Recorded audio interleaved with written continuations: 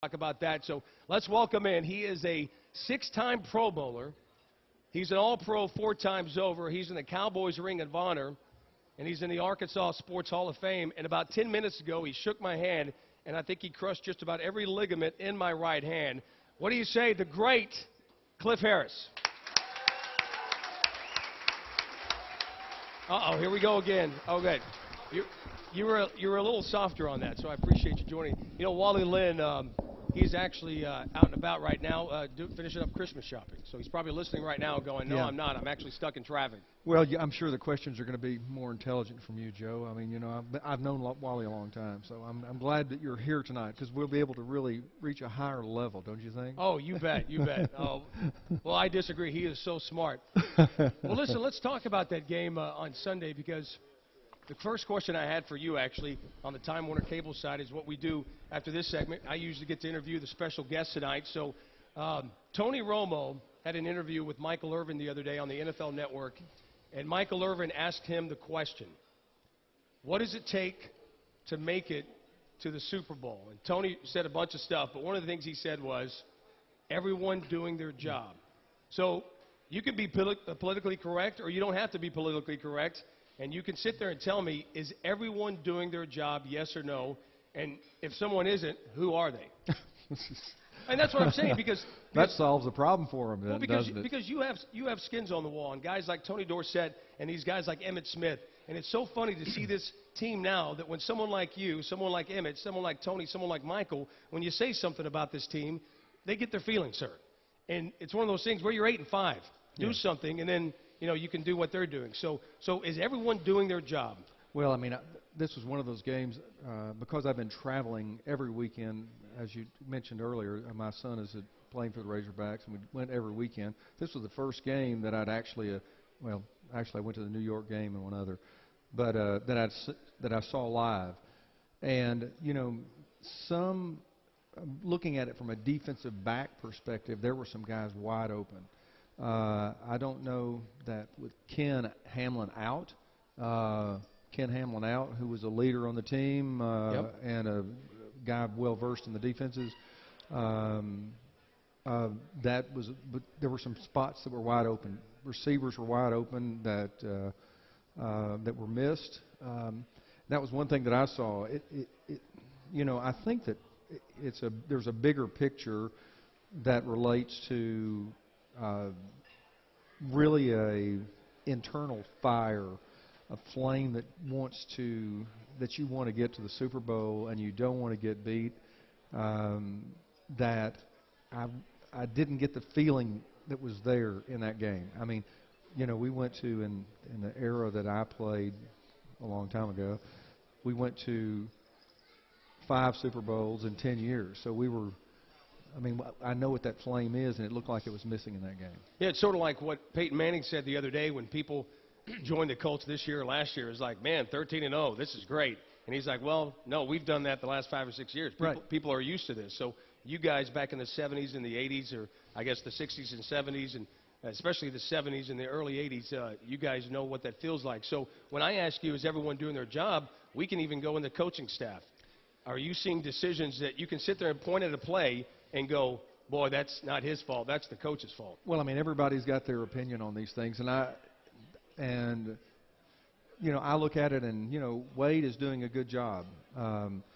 It's going to be Jerry to ultimately decide how good of a job he's doing. It looks like to me, I mean, if I was a coach and I were going to say, I'm just going to say, what could you do differently? Well, you've got 3 really good running backs out there.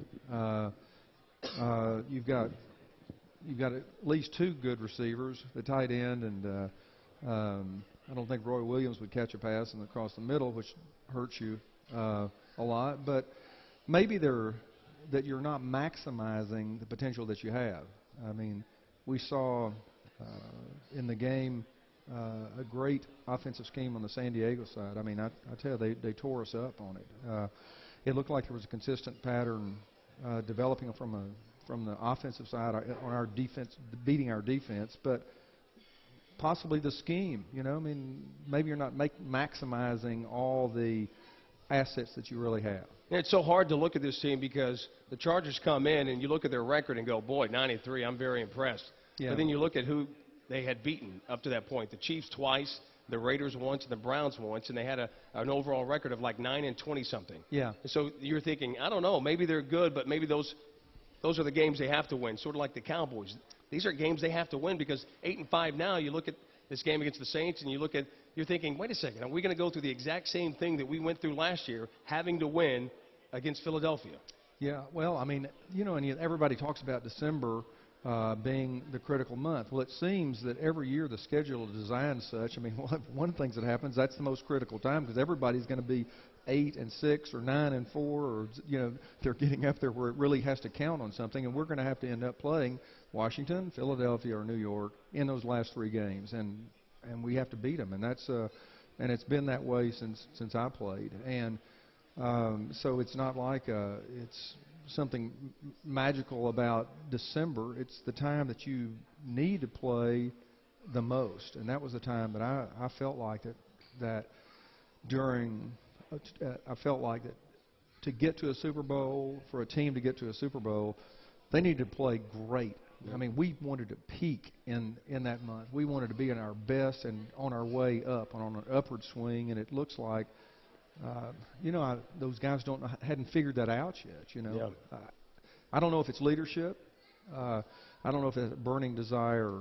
That burning desire that I keep saying, I mean, these guys are really like gladiators. They are gladiators today, modern gladiators, right? So, and if you go out there and think, that you're going to die, you're going to die. We're going to kill. You're going to live or die on this deal. That's the way.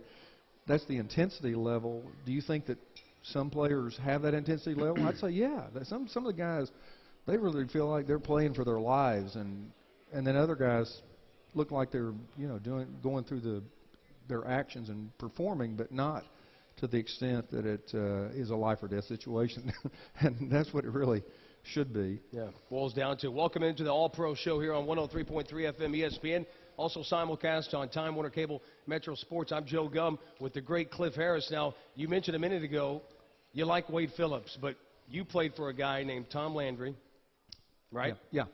And he was very quiet and reserved, and he was a godly man, and he had principles and morals, and I'm assuming Wade does too. Wade seems like just a good old buddy, a friend, and it seems as if a couple of years ago, you look at Tom Coughlin and the Giants, and there was that fire and that passion, and it just burning, saying, "Dadgummit, I want to win, and I want to do something." What'd they do?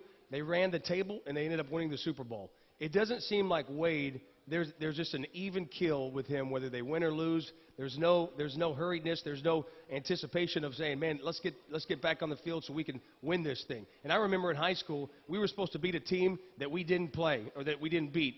All of a sudden, that next Monday, the coaches are still talking about it. And I think that's the rule. You don't talk about the game. Let's get ready for the next game. He was still talking about it on Tuesday and Wednesday. With Wade, it's sort of like, "Hey, you know what? We're done." Do you see that as sort of a just not a mediocre or a mediocrity, but just like happy with your loss. We learned some things, but you know what? We move on and we get ready, and there's no fire. There's passion, but there's no fire. You're talking to me like an owner now. and every coach has a different style. I mean, Tom Landry's style was, you play for me, you execute. We felt like if we executed his game plan, we could win, and we execute his game plan, we could win. That's what we felt like. His motivation was the fear factor. He was real serious. He wasn't fiery. He wasn't anything else.